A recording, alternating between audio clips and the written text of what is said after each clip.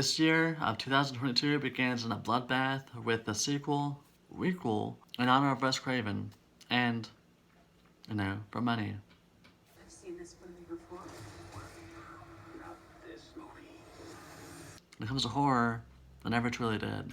So with Wes Craven's passing and his final film being Scream 4 and leave behind his legacy, the master of suspense may not have been behind the camera, but he definitely was honored throughout this film. This fifth film reunites legacy characters and new ones to be killed off or to be into the next sequel if it happens. If this film does well at the box office, we'll have to see. Sidney, Gale, and Dewey take a backseat up until the final act. Not only that, there is some long overdue deaths that actually do take place in this film. It didn't have me screaming, I was cheering.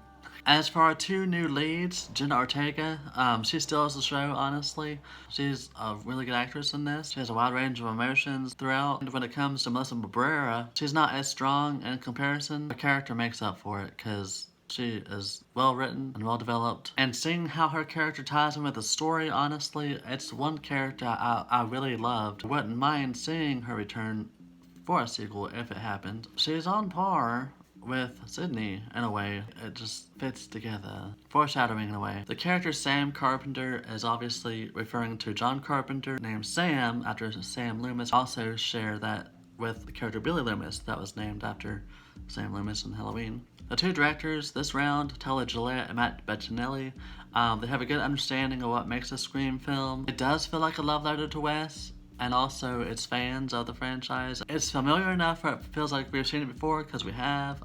It's nothing really too original. After all, this is the fifth installment. It does also offer up some clever dialogue, characters, reviving the Scream title and Wes Craven's name. Still, Wes Craven cannot be matched when it comes to this film alone anyways. I think it's a worthy sequel that brought in the old with the new, from the 90s fans to the new current generation, that do prove themselves to be confident enough to set their own rules. It was still funny with its meta humor, moments of suspense, even during the day. We don't see a lot of in Scream films. I like that they put that in here. It's great seeing the three originals. It's always great to see Sidney. The little part that she's given, she definitely makes up for it, and she definitely still shines. There's a few minor nitpicks. The score, Marco Beltrami has done all 4 Scream films, was severely missed without having Kim Williamson. You could tell different writers were involved. There's also a character that tried to de-age. It's pretty distracting. It don't look real. It didn't really fit. This installment is a great send-off to the late, great Wes Craven. It manages to bring everything full circle. Stand amongst the rest of sequels, but also it does stand alone, completing this franchise.